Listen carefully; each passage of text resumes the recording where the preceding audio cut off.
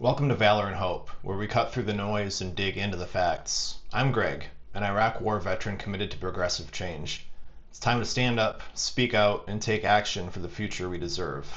Let's make that happen together. Today I want to speak about something that has me worried: the protests in Los Angeles and the Trump administration's response to them. After a series of federal immigration raids, protests broke out, with some of them turning violent. In response, Donald Trump did something dramatic. He federalized the California National Guard and deployed 2,000 troops to Los Angeles. Seeing soldiers sent into an American city isn't something I take lightly. Given the Trump administration's history of lies and exaggerations, this seems to me to be more like a political spectacle than a measured security response. According to Reuters, California's Governor Gavin Newsom said Trump's decision was purposefully inflammatory, done not because local law enforcement really needed the help, but because they wanted a spectacle. Newsom literally begged the public, do not give them one, never use violence, speak out peacefully. And that's going to be a big part of my message in this video. Don't give them one. Don't give them an excuse to turn a fight for justice into a TV dramatization about looters and rioters. Let's dig a bit more into the detail about what happened in LA. It started with immigration raids conducted by Immigrations and Customs Enforcement across the city. These raids swept up dozens of people, with families terrified and communities outraged. Los Angeles' mayor Karen Bass condemned the raids, saying they sow terror in our communities. People were angry, and rightly so.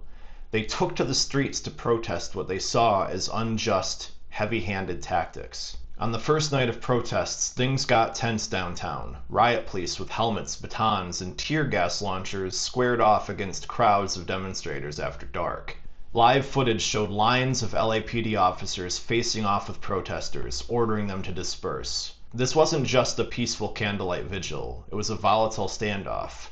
And unfortunately, some in the crowd did more than chant. There were reports of bottles thrown, and maybe worse. At one point, a protester ran backwards in front of an ICE agent driving a white SUV. It wasn't long before that same SUV knocked the protester over and then sped off, which to me seems to be a hit and run caught on camera. By the next day, the unrest spread to other parts of Los Angeles County, like Paramount in southeast LA, where protesters waving Mexican flags confronted federal agents. It was at that point that President Trump made his move. Trump issued a memorandum deploying the National Guard to address the lawlessness that he claimed was allowed to fester. His administration started throwing around loaded terms. Stephen Miller called the protests a violent insurrection. Yes, you heard that right, insurrection. The same word used for January 6th, now being applied to those protesters in LA.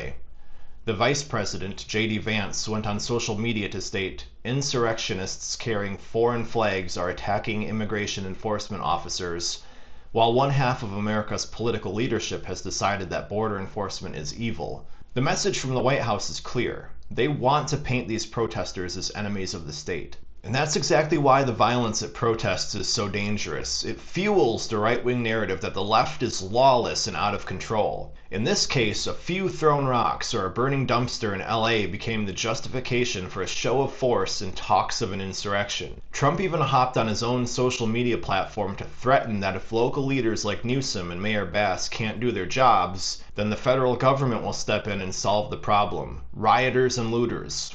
The way it should be solved. Look at this image, a car on fire on an LA street. That's the kind of snapshot that's going to spread like wildfire through right-wing social media feeds. It's dramatic, it's upsetting, and it's pure gold for those pushing a law and order agenda. They want the average American at home to see that photo and think, oh my God, things are so dangerous and out of control. Thank God that President Trump is cracking down with the National Guard. It's emotional manipulation, and it works. I guarantee that single burning car did more to shape public opinion than 1,000 peaceful marchers could have done that day. As a veteran, I swore an oath to defend the Constitution, which includes the right of people to assemble and seek redress of grievances. I will always defend peaceful protests. What I can't defend are riots, looting, or violence. And not just because it's wrong, which it is, but because it destroys the credibility of the cause and plays right into the hands of authoritarians. When I see violent chaos on our streets, I know it's going to be used as a weapon against the very movement that sparked the chaos in the first place. Let's dig into that point because it's the crux of my message. Violence undermines real change. Some people, a tiny minority on the fringes, seem to believe that by any means necessary is a good idea, that throwing a brick through a window will bring justice faster. But it's the opposite. Violence is more likely to destroy a movement than to build one. Don't just take my word for it. History and research backs this up. A comprehensive study by political scientists Erica Chenoweth and Maria Stephan looked at over 300 movements across the 20th century. The data showed that non-violent resistance campaigns were twice as successful as violent ones in achieving their goals. Twice as successful. Think about that. Movements that remained peaceful and drew in mass participation succeeded around 53% of the time, whereas violent insurgencies succeeded only about 26% of the time. If you're serious about making a change, you'd be a fool to ignore those odds. So why is nonviolence so much more effective? For one, far more people participate in peaceful movements. Not everyone is ready to pick up a brick or a gun, nor should they be, but a huge swath of the public will join a peaceful march for a righteous cause. When protests stay nonviolent, the movement can attract a large and diverse following, which is exactly what you need to pressure those in power. But the moment things turn violent, moderate folks at home tune out. You lose the moral high ground and you lose the battle of the story on the evening news. Case in point, the Black Lives Matter protests of 2020. Scholars found that 93% of those protests were peaceful, nearly all of them. The millions of people who marched after George Floyd's murder overwhelmingly did so without hurting anyone or breaking anything. But if you recall, what did the right-wing media focus on? The 7% of protests that did have riots or violence. Fox News and company played clips of looting and burning building footage on a loop, night after night. They created this narrative that America was overrun by violent left-wing protesters and domestic terrorists. Never mind that it wasn't true. That perception became reality for a lot of viewers. A significant number of Americans came away believing the entire summer was nothing but arson and mayhem, when in reality the vast majority of the protests involved no serious harm to people or property. But violent images are powerful. They stick with people. And it's not just the media. The government's response was heavily influenced by those few violent incidents too. The same study noted that authorities often took a heavy-handed approach, even to the peaceful protests. Some militarized police units or even privately armed counter-protesters showed up, heightening the risk of tragedy. We all remember incidents of vehicles plowing into crowds. In fact, there were dozens of car ramming attacks targeting demonstrators during that period. Many of those were intentional attacks on peaceful protesters by individuals supposedly on the opposite side. So, exactly which side is being lawless and dangerous here? When protests escalate to street battles, nobody wins except those who want an excuse to crack down. The hardliners in power get the green light to unleash force or pass draconian laws. Did you know that in the days after January 6, 2021, legislators in at least 3 states introduced bills to increase penalties on protesters or redefine what counts as a riot? Violent incidents, whether they come from protesters or provocateurs, can lead to less freedom for everyone in the long run. So my plea to every activist out there is this: don't let your righteous cause be sabotaged by violence. Don't give the other side ammunition to paint you as the villain. Stay disciplined. I know it's hard when you're outraged. I can understand your temptation when you see an ICE agent hauling off your neighbor or a family member. But the response has to be strategic. Channel that anger into sustained, peaceful resistance, not a Molotov cocktail. Let's examine how protest violence feeds right-wing narratives in practice through a concrete example from a few months ago, the story of the Tesla vandalism. It sounds almost trivial, but this became a viral political talking point on the right. Back in March 2025, amid a wave of protests against Elon Musk, a man in Dallas was caught on a Tesla's camera keying the car's door. This incident blew up. Why? Donald Trump Jr. saw the video and blasted it out to his millions of followers. And suddenly this random act of violence became proof of some grand leftist war on Elon Musk. It's almost absurd. One person scratches a car and it's retweeted by the president's son as a political statement. The president himself would end up weighing in on the wider trend because the keyed Tesla wasn't a lone event. Across the country, there were reports of Tesla vehicles and dealerships being vandalized amid the protests against Musk. For context, people were protesting against Musk because of his role with the Department of Government Efficiency. They cut federal workforce jobs and canceled contracts for things like humanitarian services. A lot of people were furious, seeing Musk as the face of cold, technocratic cuts that hurt regular people. So protests sprang up, some organized as the so-called Tesla takedown movement, urging boycotts of Tesla and demonstrating at Tesla showrooms. The movement was largely peaceful, people marching with signs, chanting, maybe blocking entrances. But of course, a few people took it further and resorted to vandalism. There were cases of Tesla cars being shot at and set on fire at a facility in Las Vegas. A firebomb at a Tesla dealership in Kansas resulted in burning Cybertrucks. What was the right-wing response? They ate it up. President Trump jumped at the chance to portray these incidents as part of an evil plot by the radical left. He held a White House event specifically to address this. In March, standing next to Elon Musk, Trump declared that violence against Tesla dealerships will be labeled as domestic terrorism. He actually said perpetrators will go through hell. That's extraordinarily strong language, domestic terrorism, over some vandalized cars and buildings. But politically it suited his narrative perfectly. He was signaling to his base, look, the leftists out there are literally terrorizing American companies because they hate our success. And by tying it to Musk, who's his ally in this scenario, he also stoked the whole culture war angle of they hate him because he's with us. Trump's spokesperson went even further, calling these acts ongoing and heinous acts of violence against Tesla by radical leftist activists, nothing short of domestic terror. They had a parade of Tesla vehicles lined up at the White House for the cameras, turning it into a pro-Tesla, pro-Musk spectacle. The political theater was off the charts. And guess what? Tesla stock, which had taken a hit amid Musk's controversies, bounced up 4% the day Trump publicly backed Musk and threatened the protesters. Amazing how that works. This whole Tesla episode is a textbook example of how viral protest-related violence gets weaponized by the right. A key door, or a torched car, becomes a talking point on Fox News for weeks. And it spreads like wildfire on TikTok.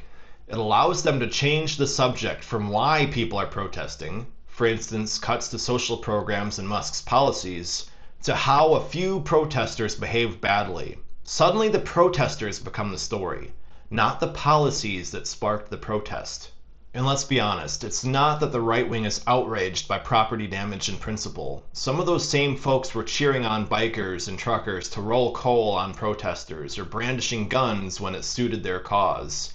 It's about delegitimizing movements for social change. If they can brand the entire protest movement as violent anarchists or terrorists, then they don't have to engage with the actual issues. They don't have to answer uncomfortable questions about police brutality, or immigrant rights, or government austerity. They get to just say, look at those thugs, that's the real problem. And unfortunately, it only takes a few bad actors to overshadow an overwhelming majority who did it right. That's the trap they'll spring. So to all my fellow Americans who are fighting for change, whether you're pushing for immigration reform, racial justice, climate action, whatever it is, don't fall into that trap. Know that if even one person among thousands throws a punch or smashes a window, that's what the headlines will be about. Your whole cause will be on trial in the court of public opinion because of that one person. And police infiltrators or agitators know this too.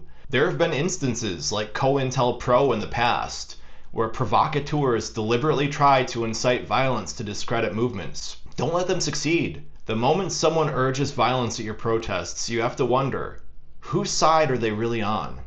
Now I want to tackle a myth head on, the false belief I hear in certain circles that only the left engages in political violence, and that conservatives are all law-abiding patriots who never resort to force or violence. That's a convenient narrative for the right, but it's also blatantly false.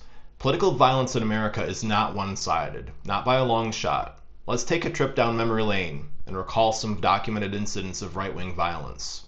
Charlottesville, 2017. A gathering of white supremacists and neo-Nazis at the Unite the Right rally ended in tragedy when one of them decided to turn his car into a weapon. He rammed his car into a crowd of anti-racist protesters, killing a young woman named Heather Hare and injuring 35 others.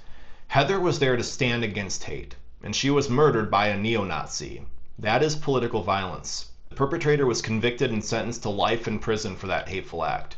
So for those who claim conservatives don't engage in violence, what do you call that?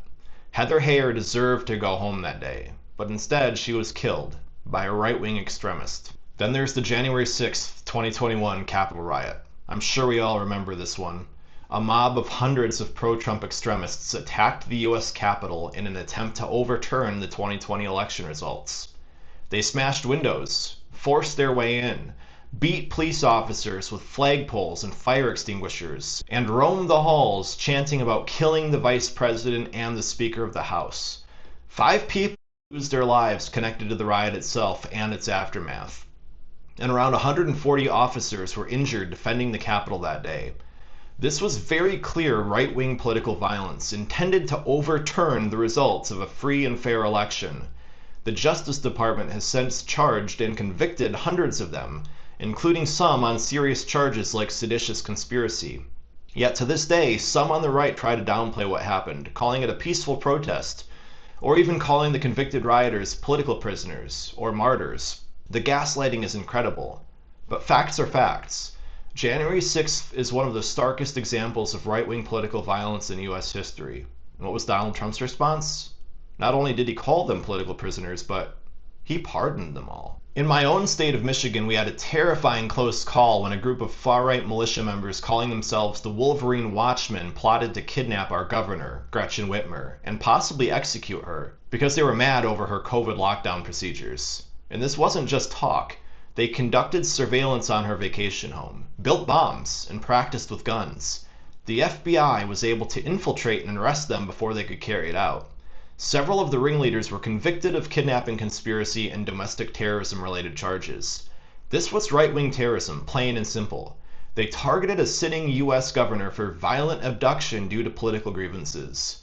And by the way, some of those geniuses were inspired by rhetoric from Donald Trump. Trump tweeted, "Liberate Michigan," which the plotters took as encouragement. Now, to be clear, I am not accusing Trump of telling them to kidnap anyone. But the point is, the militia saw that and they felt validated and emboldened. In 2018, a Florida man sent pipe bombs to prominent Democrats and CNN. He was a Trump supporter targeting Trump's critics. In 2019, a young white supremacist massacred 23 people in El Paso, Texas, targeting Hispanics in Walmart. In 2018, another white supremacist slaughtered 11 Jewish worshippers at the Tree of Life Synagogue in Pittsburgh. In 2022, a man attacked the home of House Speaker Nancy Pelosi, fracturing her husband's skull with a hammer. Right-wing violence even targets law enforcement when it suits them. After the FBI searched Mar-a-Lago, an armed man tried to storm the FBI office in Cincinnati and was killed in a shootout. He posted "Kill the FBI" on site on Trump forums. I bring these incidents up not to start a tragedy Olympics, but to debunk the lie that one side has a monopoly on violence. The Department of Homeland Security and the FBI have consistently warned in recent years that the biggest domestic terrorism threat comes from violent right-wing extremists, particularly white supremacists. A Government Accountability Office analysis found that between 2001 and 2017, far-right extremists were responsible for about 73% of deadly extremist incidents in the US, compared to 27% by Islamist extremists. Left-wing violence was so small in comparison it barely registered in the stats. And that isn't to excuse any violence from the left, it just shows how skewed the reality is from the rhetoric. Yet every time there's a protest against injustice and a few knuckleheads turn it into a brawl, the entire progressive movement gets smeared as violent radicals. Meanwhile, when right-wingers commit violence, we often hear lone wolf, mental illness, not really one of us. Or there's total deflection, like denying the event even happened, as we saw with some trying to recast January 6th as a simple tourist visit, or that the police let them in. So here's a little sarcasm for you. Apparently, if a left-wing protest gets out of hand, it proves the left is inherently violent. But if a right-wing mob beats a police officer with a flagpole or plots to kidnap a governor, it's just a misunderstanding or the work of a few bad apples and nothing to do with the movement overall. Give me a break. I am imploring you, do not fall for this double standard. Violence is wrong, no matter who does it. And anytime we start thinking our side might benefit from a little mayhem, remember, we won't. All it will do is harm innocent people and hand the moral advantage to the other side. Now I want to talk about something I call the martyr effect. This is what happens when violent incidents during protests actually end up strengthening the very forces the violence was meant to oppose by creating martyrs or proof for their propaganda. We've seen this domestically. For instance, every time there's a clash where a right-wing agitator gets hurt, or rarely killed, that person becomes a cause celeb in those circles. Look at Ashley Babbitt, the woman who was fatally shot by a Capitol police officer as she tried to force her way through a barricade on January 6th. She's been held up as a martyr by many on the right, a rallying symbol. Never mind the context that she was part of a violent mob and the officer was defending Congress.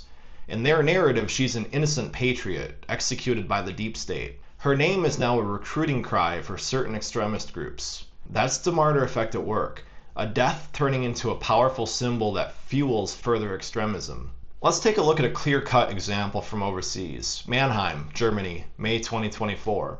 In late May of last year, in the city of Mannheim, a far-right group called BPE, which was basically an anti-Islam outfit, was holding a rally. They had a prominent anti-Islam activist, Michael Sturzenberger, who was about to speak to a small crowd in the town square. Then along comes a man with a knife, reportedly an immigrant from Afghanistan, who decides to attack the rally. It was horrifying. He managed to stab several people, including Sturzenberger, who was stabbed in the face and leg, but survived. And then a 29-year-old police officer who was providing security. That officer was stabbed in the neck and critically wounded. Police on the scene shot and injured the attacker, stopping the rampage. In the immediate aftermath, nobody was sure of the motive, but given the target, an anti-Islam rally, authorities suspected it might be an Islamist extremist attack. Tragically, a couple of days later, that police officer succumbed to his injuries. He died of the stab wounds on June 2, 2024. A young cop, murdered, presumably by someone claiming to act for a political or religious cause. Let that sink in. The attacker likely thought he was striking a blow against racists or Islamophobes. Instead, what did he actually achieve? He created a martyr for the far right. The German interior minister at the time said if it turned out to be an Islamist motive, it would confirm the great danger posed by Islamist violence, which we've been warning about. The far-right AfD party had been campaigning on exactly that theme. They were saying, see, migration is dangerous, Islamists are everywhere. And now they had the perfect example to rally around. A policeman, a symbol of law and order, murdered at a right-wing event. The far right immediately pointed and said, see, we are the victims. We are under attack just for exercising free speech about Islam. For groups like BPE and AfD, this was a propaganda gift. The attacker basically proved their point for them in the eyes of onlookers. And any sympathy that might have existed for refugees or disgust felt towards the anti-Islam rally evaporated as soon as blood was spilled. All the headlines were about was the violent knife attack. German police literally had a memorial for the fallen officer within days, with images of cops solemnly saluting their slain comrade. That image galvanizes people. It certainly galvanized the German right. They suddenly had a face, an innocent 29-year-old officer, to put on all their warnings about immigrant violence. Public sentiment can swing wildly after something like that. I wouldn't be surprised if that stabbing incident helped boost far-right sentiment in some quarters, or was used to justify harsher crackdowns on immigrant communities, even though one lone zealot does not represent an entire group. This is the martyr effect. Violence by one side ends up creating a martyr that supercharges the other side's narrative. It's the same playbook terrorists use: provoke an overreaction, or use a victim as a rallying symbol. And it works both ways across the political spectrum. After Charlottesville, Heather Heyer became a martyr for anti-racist activists. And rightly so, her memory fuels the fight against hate.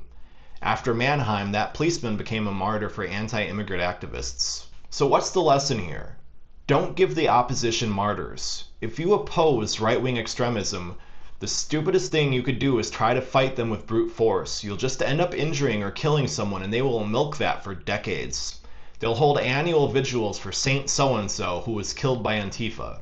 They'll recruit angry young men by saying, look what the leftists did to one of ours. It's time to rise up. And the cycle of violence escalates. Similarly, if some fringe left-wing person thinks assassinating a political figure will help, let me tell you, it will backfire spectacularly. The other side will gain public sympathy and resolve like never before, and you'll turn that person into a martyr. Peaceful movements, on the other hand, deny the opposition that ammunition. In the civil rights era, activists in the South knew that if they remained nonviolent, even when brutally attacked, the martyrs would be on their side. The martyrs were folks like Medgar Evers, or those little girls in the Birmingham church bombing, or Dr. Martin Luther King Jr. himself, all victims of racist violence. And those martyrdoms, as horrible as they were, galvanized support for the civil rights movement. Why? Because the world could see who the aggressor was and held the moral high ground. That's sadly the cost that sometimes is paid.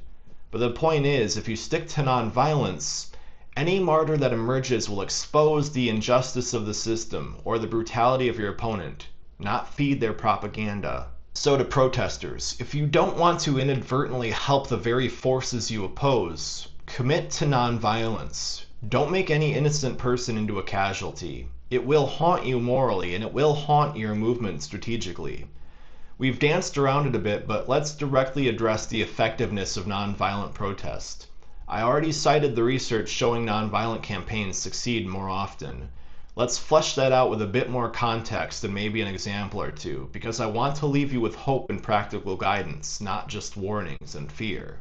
Dr. Erica Chenoweth, the Harvard professor who studied these movements, found something remarkable called the 3.5% rule. She found that no government could withstand a sustained challenge by just 3.5% of its population actively protesting without either negotiating or collapsing. That's a tiny minority, but it has to be active, persistent, and nonviolent.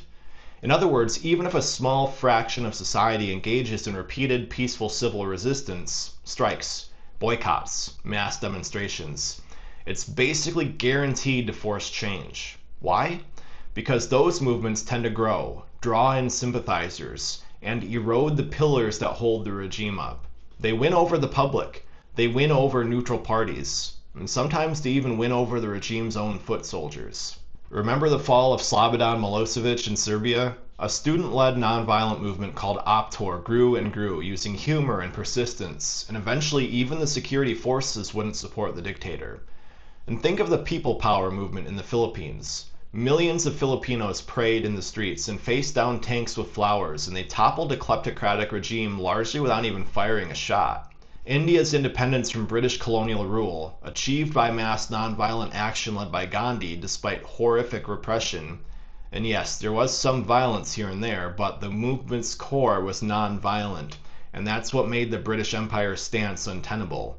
And of course, our own civil rights movement, lunch counter sit-ins, bus boycotts, freedom rides, enduring vicious attacks without retaliating. That moved the conscience of a nation. Those successes weren't accidents, they followed a kind of moral and strategic law. Nonviolence works. Chenoweth's data spanning over a century showed that nonviolent resistance not only succeeds more often, but that societies that result are more likely to be democratic and peaceful afterwards. Violent revolutions often lead to new dictators or long-term instability. You replace the tyranny of one with another, or scar the nation's psyche. Nonviolent movements, by contrast, often lead to more durable democracies and reconciliation. And it makes sense if you think about it. If you want a just society, it matters how you fight for it. The means are related to the ends. And look, I'm not saying nonviolence is easy. Sometimes regimes or opponents will react with brutality, and they often do. Not every peaceful movement wins. Some are crushed, like Tiananmen Square in 1989. Or more recently, we've seen crackdowns in places like Myanmar. But even where repression succeeds temporarily, violent resistance likely would have been even less successful and even more costly in lives. And in many cases, repression backfires. It draws more attention and sympathy to the protesters' cause as long as the protesters stick to nonviolence. When the world watched peaceful protesters get beaten on the Edmund Pettus Bridge on Bloody Sunday in 1965, it swayed public opinion to pass the Voting Rights Act. When people saw students facing tanks in Tiananmen Square, it left an image of the Chinese Communist Party that they can't fully erase even decades later. A moral victory, even if a political one wasn't immediately achieved. The key is discipline and training. Great movements often train their activists not to hit back, how to protect each other, how to de-escalate. It may sound paradoxical, but it's a form of bravery and restraint under fire that can literally change the world. And it robs the oppressor of any justification for their violence. Dr. Martin Luther King understood this deeply. He said nonviolence means not only avoiding external physical violence, but also internal violence of the spirit. You not only refuse to shoot a man, but you refuse to hate him. That's heavy stuff, but it's powerful. It transforms the struggle from one of arms to one of morals. And I'll tell you, lasting victories are won in the moral arena before they're won in the political sphere. If you ever get discouraged, think of the Berlin Wall coming down in 1989. Essentially bloodless, people power chipping away at an empire. Or think of something as recent as the marriage equality movement in the US. It wasn't violent protest that changed hearts and laws. It was persistent advocacy, visibility, and yes, protests, but peaceful ones with rainbow flags and costumes and hugs. Even in the face of nastiness. That opened hearts instead of hardening them. Now, I'm aware some critics might say, well, what about violent resistance to Hitler? You can't exactly non-violence your way out of Nazi Germany. And that's true. There are extreme cases like totalitarian regimes or self-defense situations where violence becomes unavoidable. I'm a veteran, I'm not a total pacifist philosophically. I believe in defending one's country against invasion, or defending yourself. But we're nowhere near that situation domestically. We still have a democracy, albeit a strained one, and we have avenues for dissent. The movements we're talking about, whether it's anti-racism, anti-authoritarianism, climate action, social justice, those can absolutely succeed through non-violent people power. In fact, that's likely the only way they can succeed without causing societal collapse. Because if we descend into open civil violence, guess who has the advantage? The side with more guns in the military. Spoiler, it's not the activists for progressive change. Circling back to where we started, resorting to violence will just feed the hands of any would-be authoritarian like Trump or any other demagogue. They want a reason to clamp down. They want to invoke things like the Insurrection Act, which, by the way, Trump's people were hinting at. There were murmurs calling the LA protests an insurrection, and Trump's border czar and defense secretary were rattling sabers about active duty troops. We're fortunate that didn't escalate further yet, but trust me, if protests had spiraled into widespread riots or sabotage, Trump would have happily sent in the Marines. Pete Hegseth even said Marines at Camp Pendleton were on high alert to intervene in LA if needed. Imagine how that would have looked on TV. Would have looked great for their base, but terrible for our country. We don't need tanks in our streets. The best way to avoid giving them an excuse for martial law, or whatever fever dreams some of them have, is to keep protests smart and non-violent. So to all the passionate people out there, keep protesting, keep speaking out. Don't be intimidated by those who would call you traitors or terrorists for demanding change. That's an old tactic to shut people up. Do not shut up. Now is the time to be louder than ever because there's a lot on the line, whether it's democracy, human rights, or the planet's livability. But as you raise your voice, keep your fists down. Use your words, your signs, your solidarity, not your kicks or your stones. Protect each other, don't provoke. If someone next to you wants to start a fight, talk them down or distance yourself because they could be an agent of chaos from the other side. Heed Governor Newsom's wise words. Never use violence. Speak out peacefully. That advice isn't just moral, it's strategic. I'll be honest, I'm right there with you. I'm scared for our country. I see the polarization. I see armed groups itching for a fight. I see a president more interested in strengthening divides than addressing root problems, and activists who are justifiably angry. It feels like dry tinder is everywhere, and each protest is a potential spark. But we can control what kind of spark we light. One that illuminates, or one that burns. If we stick to nonviolent action, we light a candle. It may burn slowly, but it will shine a light on injustice, and eventually it can ignite change in a way that doesn't destroy. If we let the anger drive us to mindless violence, we risk lighting a wildfire that will consume everything we love. As a veteran, the last thing I ever want to see is conflict like that on our own soil against our own people. The beauty of America is that we have channels for change. They could be clogged or corroded at times, but we can fix them through civic action. Peaceful protest is a pressure valve and a path forward. Violent protest is a dead end, or worse, a U-turn back toward tyranny. So in summary, and if you don't remember anything else I've said, don't give them what they want, with they being the authoritarians, the reactionaries. They want to see violence so they can justify cracking down. They want to call you insurrectionists and terrorists. Don't give them that satisfaction. Show the world what true patriotism and true dedication to democracy looks like. Determined, unarmed, unyielding, and principled. Force them to confront your ideas, not your bricks. I still believe in America, folks. I believe in you. Let's prove that peace is not weakness, that protest is not crime, and that change is not chaos. Thanks for watching Valor and Hope. If you found this content valuable, it helps to like and subscribe and share with others who want to make a difference. Remember, the fight for justice is never over, but together, we can keep pushing forward. Stay strong, stay hopeful. I'll see you in the next video. Keep the fists down.